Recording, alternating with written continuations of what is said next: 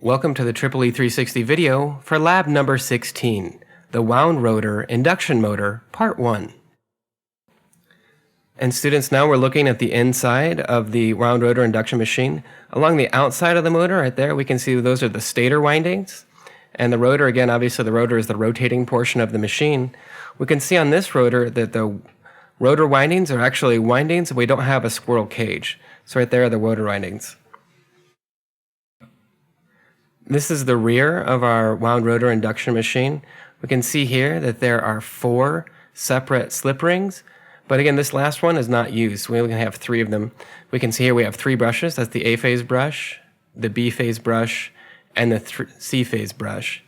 And as the rotor turns, this is how we're able to have access to the electrical connections on our rotor.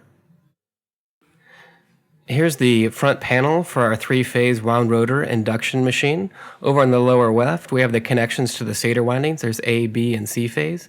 And here we can see that the stator windings are rated for 120 volts and 3 amps. On the right side, we have connections to the rotor. We can see that one side of the rotor is already connected to neutral point, and we have access to all 3 of the separate rotor windings. And each of the rotor windings is rated for 60 volts and 2 amps.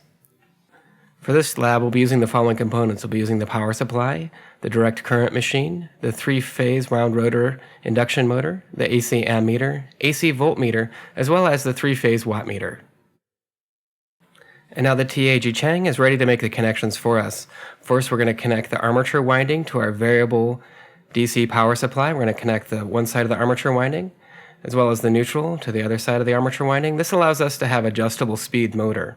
Now we're going to connect the shunt winding through the fixed DC power supply. We're going to need to make this connection here in the middle to make sure we excite the entire shunt winding. And finally, we're going to connect the neutral to the other side of our shunt winding. And now we have our DC motor properly set up.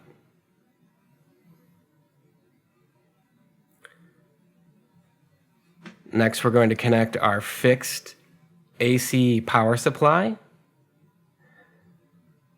into the 3-phase wattmeter. We'll also connect B phase to the input of our 3-phase wattmeter. Finally, we'll connect C phase from our fixed output to the C phase input on our 3-phase wattmeter. Now we're going to check the line-to-line voltage of our fixed AC power supply as well.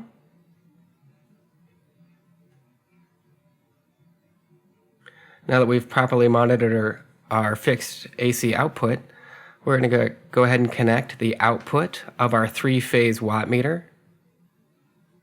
We're going to connect A phase through an ammeter, and from the ammeter to the A phase stator winding on our 3-phase wound rotor induction machine. Next, we'll connect our B phase output from our 3-phase wattmeter into an ammeter, and from the ammeter to the B phase stator winding.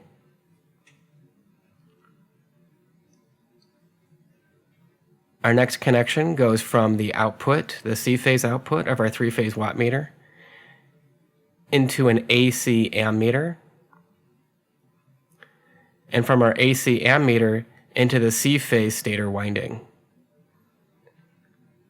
Next, we're going to connect our stator windings in Y by shorting out the other side of our stator windings.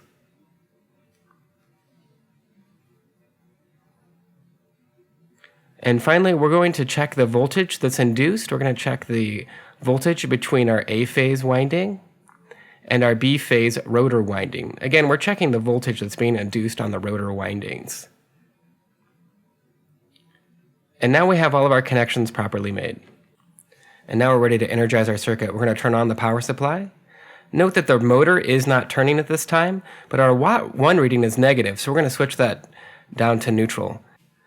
Here's the close-up of our 3-phase wattmeter readings. We can see the Watt 1 is actually a negative reading, and that reads approximately negative 55 watts. Watt 2, we can see that's a positive reading, and that reads approximately 95 watts. And here we can see that our line-to-line voltage is approximately 217 volts. And the voltage that is induced in our rotor windings, we can see that here is approximately 102 volts. And here we have our current measurements going to our stator windings. The A phase stator winding is approximately 0.75 amps. The current going to our B-phase stator winding is approximately 0.79 amps, and the current going to our C-phase winding is approximately 0.8 amps.